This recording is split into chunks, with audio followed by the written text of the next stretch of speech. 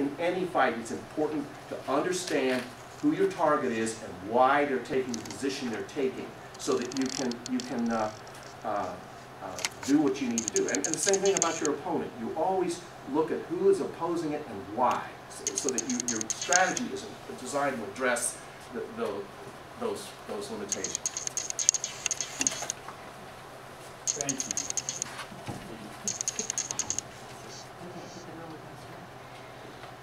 Okay, I get to talk about the roller coaster.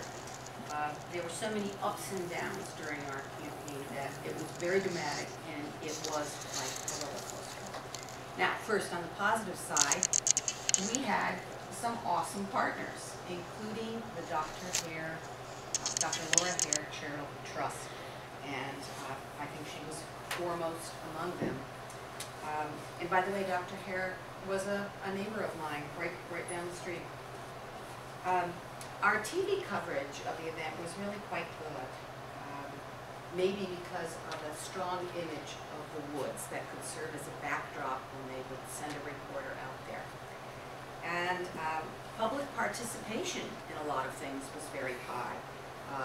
The march that started it all, September 2016, there were over 400 people who came out. And then other rallies and vigils, even some of them that were called on rather short notice, they always attracted over 100 people. But we did suffer from one setback after another. In mid-January 2017, the U.S. District Court of Indiana denied a request from the Indiana Forest Alliance and other plaintiffs to issue a temporary injunction to stop tree clearing. And that was a blow. A few weeks later, during the settlement process that naturally follows this in legal terms, the VA rejected an offer from the Hare Trust. The trust was willing to finance a land swap that they would pay for a new parcel if the VA would move. It was rejected. That same day, the U.S. Army Corps of Engineers issued a contract to a firm in Detroit to take down the trees.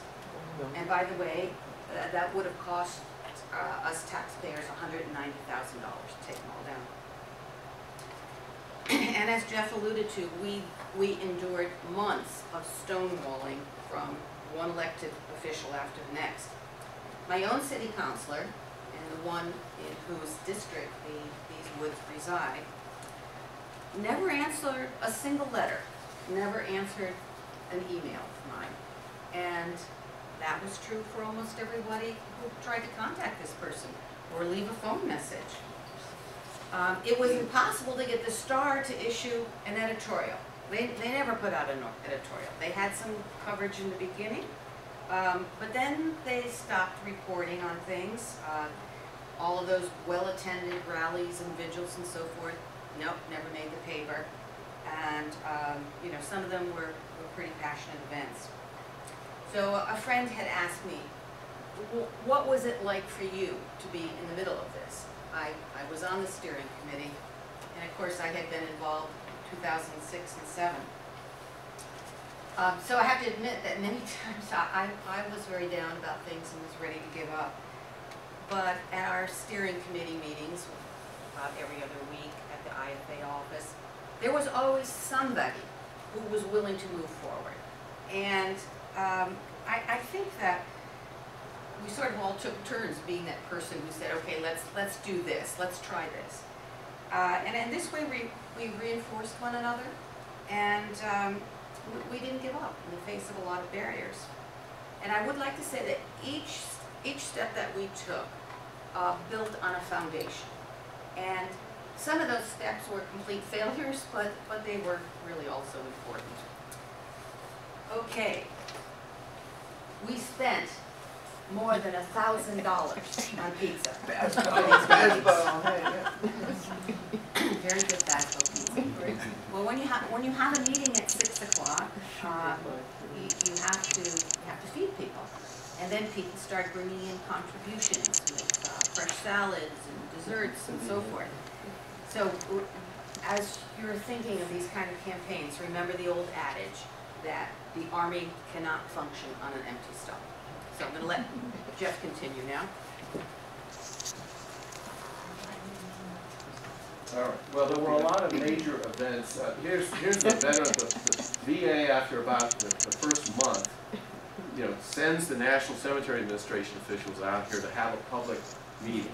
Nothing they were planning to do at the start, but they started getting a lot of contact from Indianapolis. So they send them out, and you're looking at about half the audience at that meeting, and they took about an hour to go through the dog and pony show and why this was going to be a great thing, and it was going to be tailored nice, and there'd be pole saplings and all kinds of neat shrubs and green concrete, and people got tired of hearing this and started being very unruly and shouting at them and saying, "Get off the stage!" And they were also protesting outside there, and we eventually had to ask people not to let them finish and try to show some more respect than we were showing, but people were fed up at that point. I want to point out that kids led this fight from the get-go. These kids were from the Center for Community Learning, from a Montessori school. There were a couple of elementary schools that kids really wanted to take it on, and this reminded me of how they saved Shade State Park with penny drive campaigns. It was third graders in Indiana that did that. And then we held this march, and we thought, okay, we'll have 50 people go from the Christian Theological Seminary for a half mile all the way around the up northern end of the fence to the woods. Well, we ended up with almost 500 people join us that day. The VA had said there's no impact to forest, but it hadn't even, and instead it had done a tree inventory. And when we asked for it, they couldn't produce it. So we did our own tree inventory. Arborists like Jerome led the way, and we documented, we measured, identified 700 different trees. We had trees from almost 5.5 feet, I think was the largest tree. Yeah. These are the trees there. Go back, please. Right there, the child with the candle. After we lost the injunction effort, they were moving ahead real quick, and so we decided to hold a candlelight vigil. And that's one of the children who was out there. We had like 60 people in a circle out there for an hour, reading, just telling how people felt. And we said, we'll be back in touch. We didn't shut the door totally. We'll be back in touch. These are the veterans that were protesting. The gentleman out at the site, and then again more outside of Congressman Carson's office for a week. These guys almost got their hands frosted. It was cold, but a lot of people were driving by honking, showing solidarity. Now those are the trees we inventoried in the forest, and we did a lot of detailed work on this forest. We documented, they were saying it was just isolated wetlands. Well, if you can prove they're connected, there's a chance you could show that they've got to be federally regulated. So we actually documented we followed by video a leaf from that wetland after big rain, down this ephemeral drain stream over into here, into this stream, and out into the field. This is the field here, where they're going to have the cemetery now, the grass field.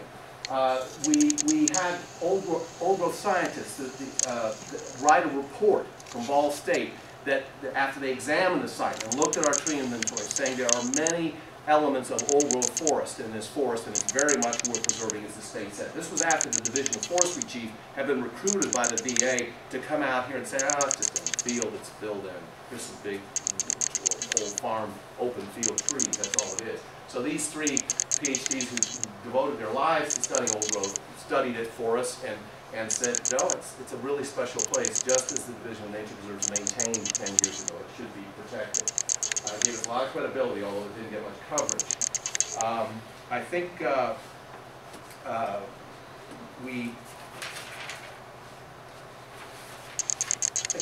turn it back over to Mary Ellen.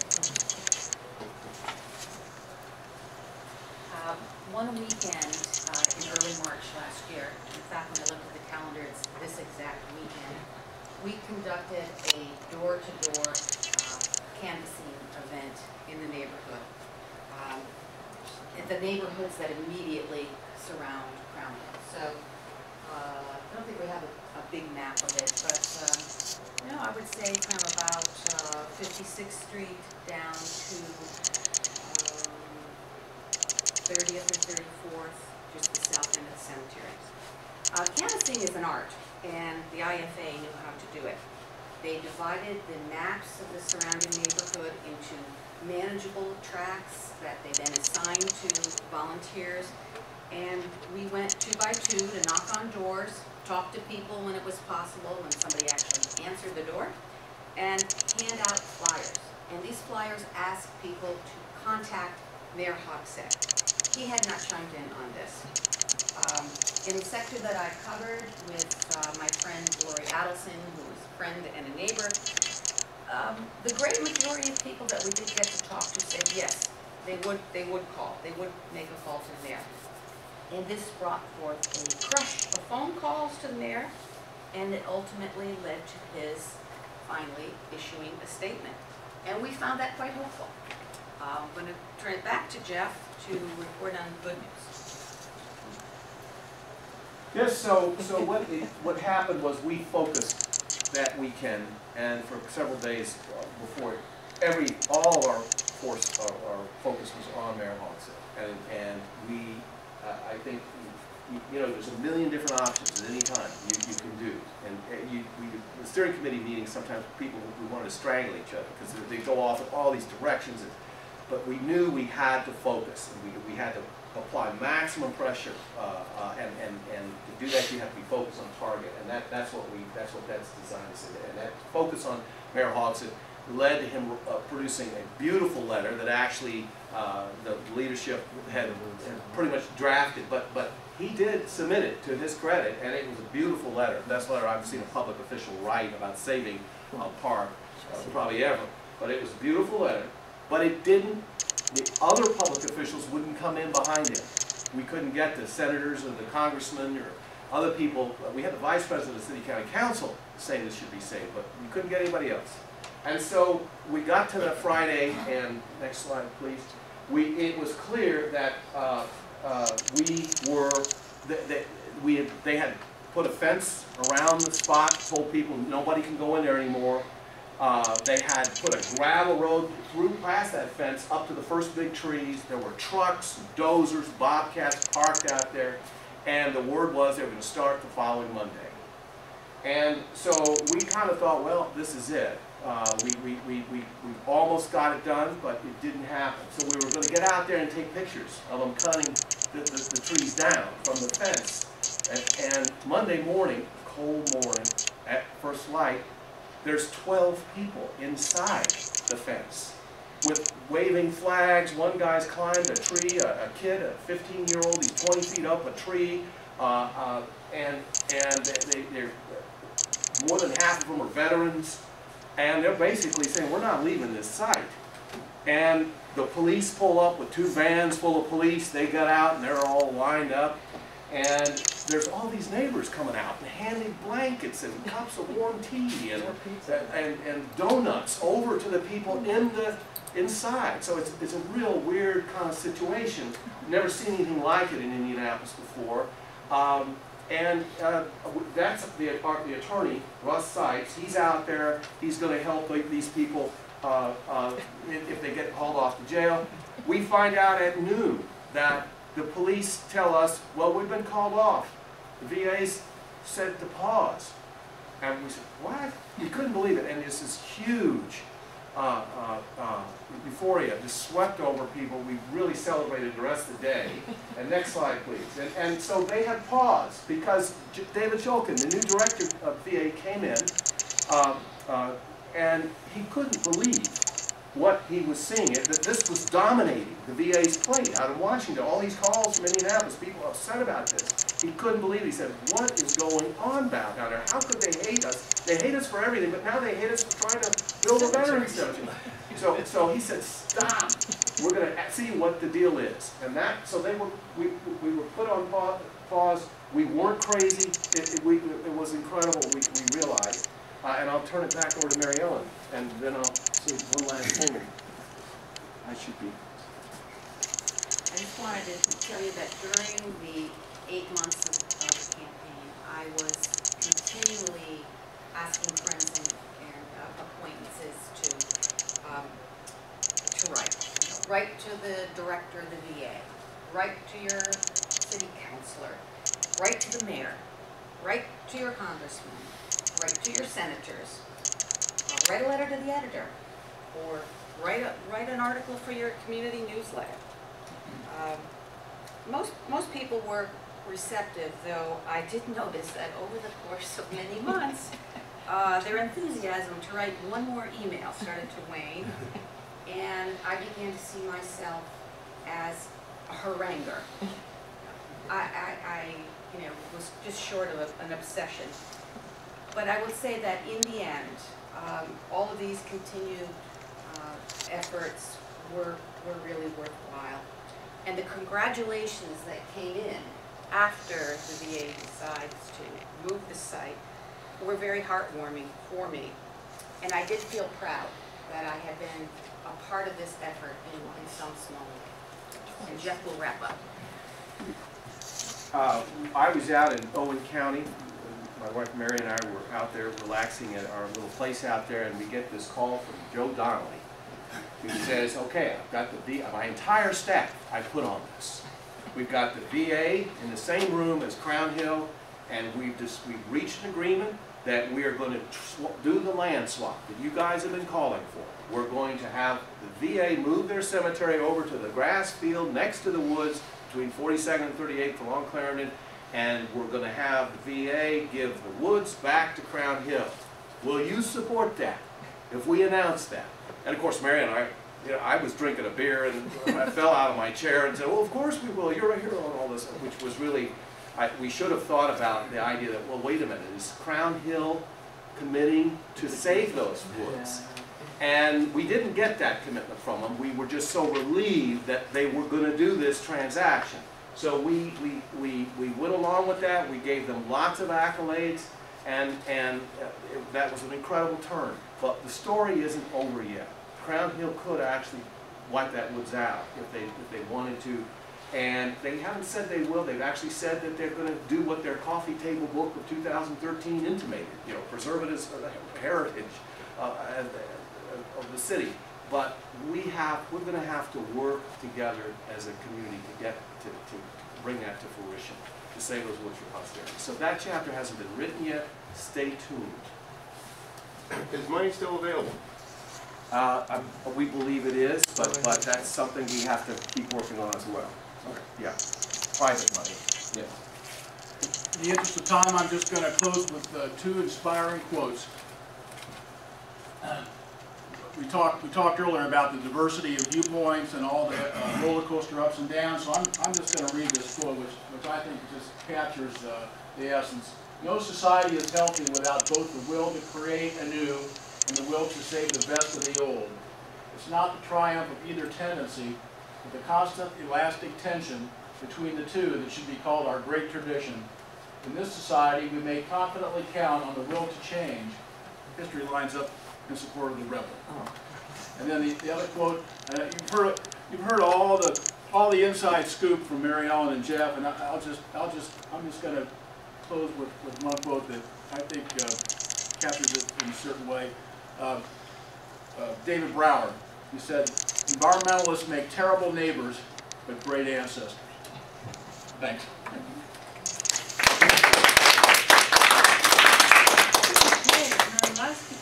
Can I add something for the neighbors real quick? Yes. Obviously, the cemetery needs the money. They've tried to do that, they tried to do that. This thing here is a landfill. They have no permits whatsoever. They're filling in wetlands around here. You're still hanging on to this. I kind of think these two issues kind of go together as an argument, because they're seriously violating the law there, and the neighbors should know about that. But that's all I want to say. And this is our friend Jerry Moody. That was me behind the fence. Jerry Moody contributed, yes, he was there the day that the forest was literally defended, and he helped a lot with strategy. So was Mary Bookwalter. Jerry's the older. The elder statesman of that effort. And also acknowledge Carlene Carter, who at that time was president of the Drought and was with us on many evenings with the pizza and the meetings. How many of you also